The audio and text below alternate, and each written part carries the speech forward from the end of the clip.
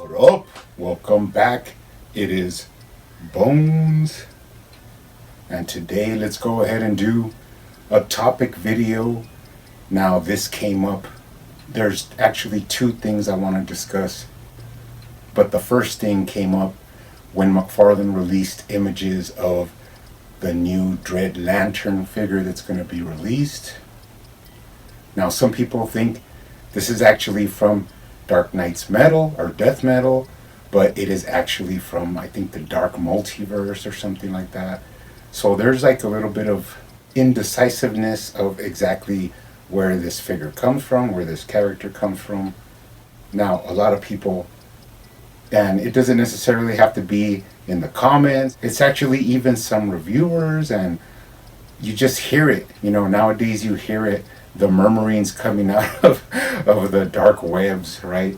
So you start hearing that they're mad because McFarlane released this version first, when it would have been so simple to use the same body mold and make an Alan Scott classic version. Now, the big misconception here is that just because I enjoy like the dark metal stuff and different alternate versions of characters, a lot of people seem to think that I dislike classic versions, which in all reality, what is classic version? Because that could be anything from the original appearances of characters to the 60s, to the 70s, 80s, even 90s could be a classic version of a character. But we all do know what everybody means, and that is basically any version that DC Universe Classics released is the classic version of a character. Now, they did release a regular Alan Scott version. I do own that. And here is where the problem lies, and that is that I do not hate or dislike classic versions. I actually enjoy them just as everybody else, but I did kind of get my fill of classic versions because I collected the entire DC Universe Classics toy line, actually twice. I collected them in box, mint in box, and now I do actually have most of them.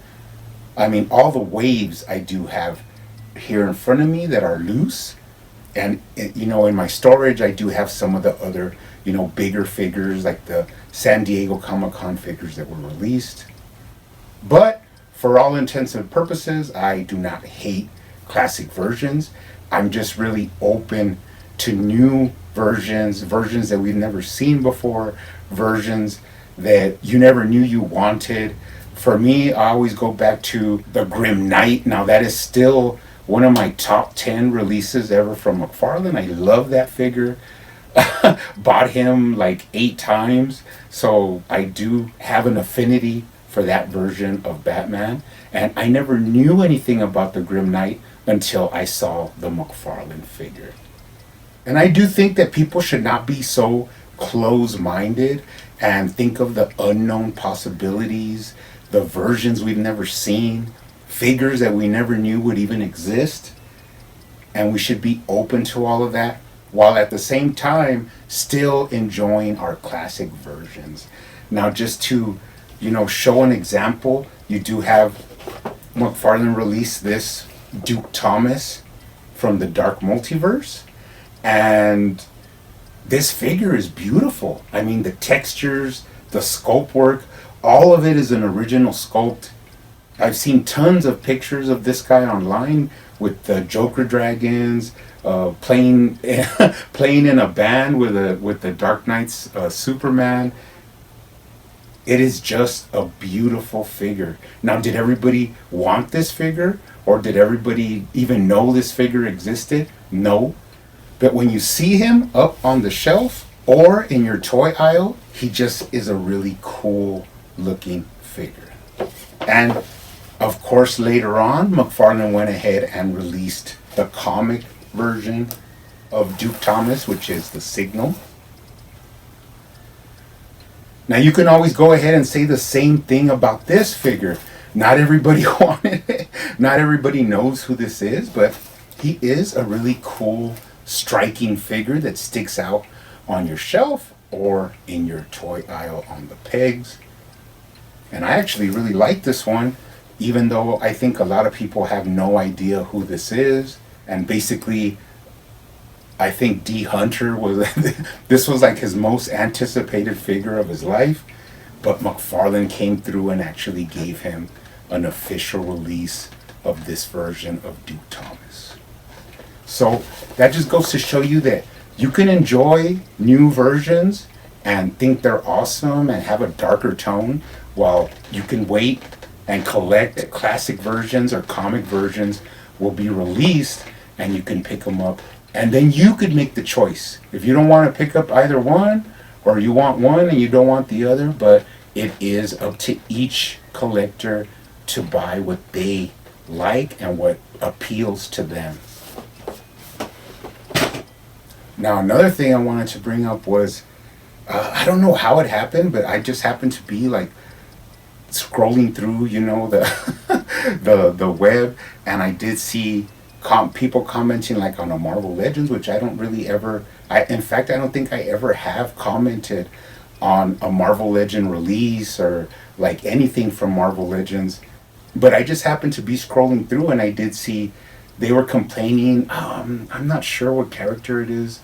It's from Guardians of the Galaxy. I think it's Wandu or something like that. And they were complaining that he has pins and he has reused parts. And they were just, going all crazy saying that this is ridiculous, that why does Hasbro do this to us? And, me, I'm like an outsider. I'm just here checking it out. And there was one guy that went in there and actually told everybody that they should like basically shut their mouths and buy what they want. And that's basically the only way that they have any pull with Hasbro is with their wallet, which is like a universal thing that we know now, is that if something sells, then they're going to keep making it and keep doing that. But if it does not sell, it's really hard for them to continue to try and push that certain character or version of character or any type of actual product that the collectors just do not want. Now, there is sort of an example in McFarlane, and that is, I'm pretty sure I could just tell by, always looking online for deals, always checking out different pathways to get figures. And I'm pretty sure that the animated figures that McFarlane has released have been like the lowest selling number of figures. Like stores were like, oh, these really don't sell. These really don't sell. I'm pretty sure, those versions of Superman, even the John Stewart Green Lantern, which I actually love that head sculpt and I kind of like that figure. But the body proportions, everybody knows the complaints that people have. And I just think that certain, lineage of figures just did not do good numbers. Not in retail, not online, and even, it's kind of weird because when you look for them, like on the secondary market, they're not cheap. Some of them are, but some of them are getting kind of pricey, I guess, because they're getting scarce. But you just could tell that there's not a big demand for them. On the other hand, you have the Dark Knight's Metal, which of course is every classic fanboy's arch nemesis. They just hate those figures. They don't want to see them. They're tired of McFarlane releasing them. But here's the thing. I have a big hunch that those figures actually sell. I mean, they're not doing giant numbers. Maybe some are selling better than others, but they're selling enough. I'm pretty sure the Dark Knight's Metal comic storyline and the books from that were like one of DC's highest selling books in the recent years. So that just goes to show you the way McFarlane keeps pumping out those Dark Knight Metal figures, it is because they do sell good enough to keep making them. While the animated figures, we have not really seen, a big burst of those figures. We've seen random ones. I think the last one was the display one with the rooftop and all that for McFarlane's version for the Batman animated style figure, which we all know is not necessarily correct. But that just goes to show you that if the numbers aren't there, they won't try to keep producing it. But if it sells, they're going to keep making it. It is kind of everybody's fault that McFarlane keeps making Batman. The reason being, you have to think the figures that were the last ones to sell out completely, which was the Hush Blue Batman and the Keaton Batman from the Flash movie wave. Those are hard to pick up. They're going for crazy numbers online, and they're Batman figures. So those are the top sellers. If McFarlane looks at his numbers and the top 10 figures that, actual units that moved were Batman or Batman related, like Red Hood or Nightwing, that's what he's going to keep producing. It's never going to end.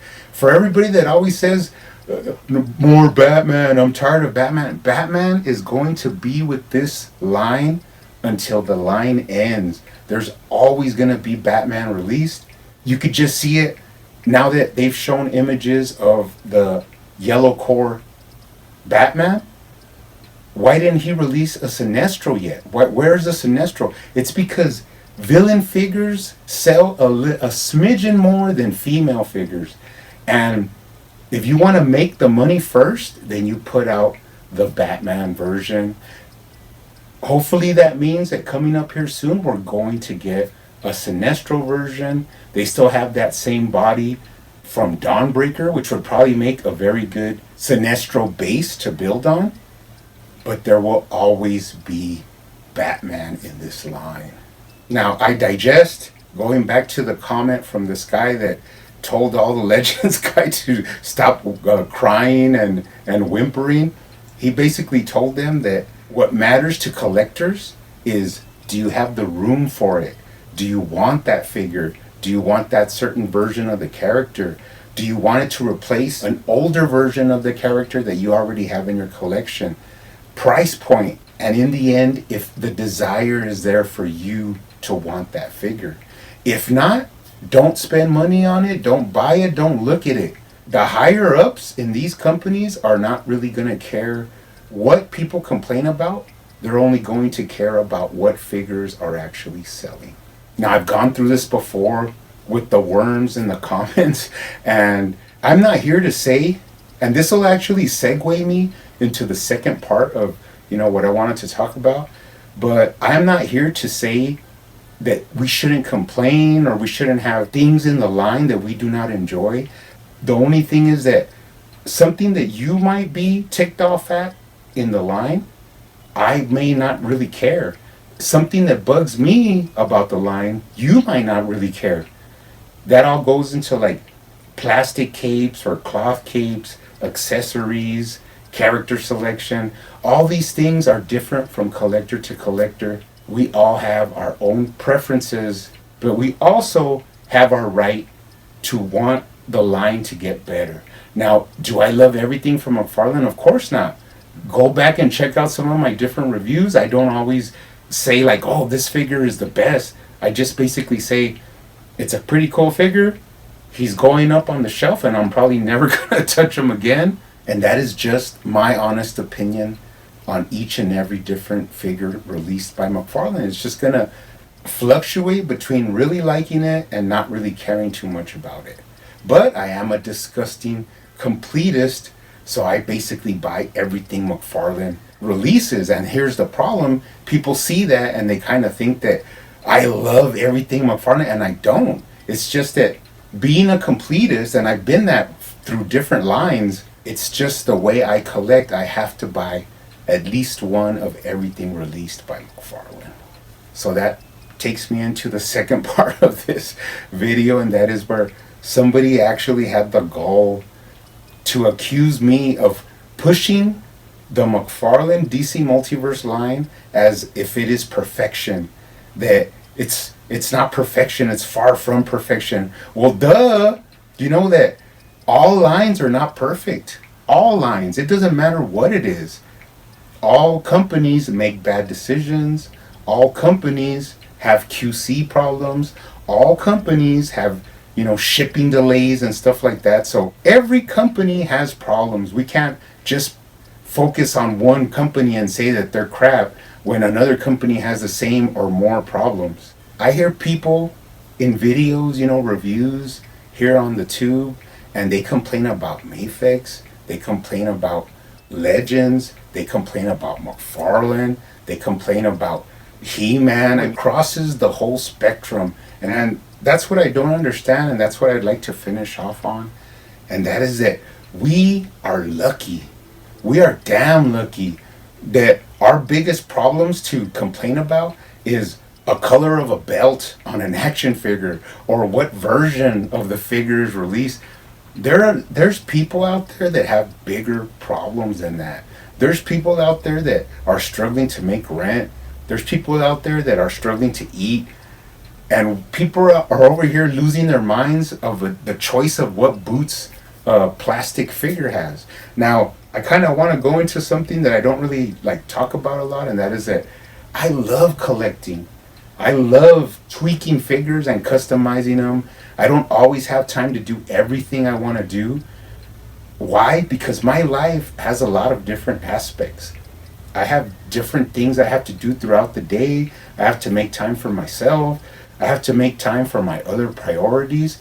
Figure collecting, even though I really care about it, it's just one little part of what goes into my life. So in all actuality, all this collecting doesn't complete me. I do enjoy it. I do love it, but there's more to me than this. You guys just don't know because this is what you see. Everything I do in my life, which could be career, working out, friends, family, all these things, I actually dedicate a lot of my time to and a lot of effort. I give like 190% of effort in everything, even into making these videos for you guys for free. I don't, get any money for this. I don't expect anything from anybody. I do this because I love it. And that is what we should all do. We should all collect because we enjoy it, because it makes us feel good, because it is an outlet. So I don't understand people trying to hate on other people collecting what they enjoy. That's another reason why I've never gone on to any other comment section and talked crap about 5-inch Mafex dolls. I've never gone on there to talk about reused Buck Marvel Legends. I could care less because they don't affect me. They don't have anything to do with me because I don't collect those figures. I collect DC action figures. Whatever company may have the license, that's what I'm going to collect. But usually it is your standard toy aisle figures. That's just the way I've always collected. I don't really like to drag on these subjects. I mean, it is kind of fun and interesting for me, but let's go ahead and move on. Up next, I'm going to take a look at this awesome, beautiful looking Black Manta from the Page Punchers line. You guys keep hunting out there, keep collecting, keep customizing, and I will see you on the next one.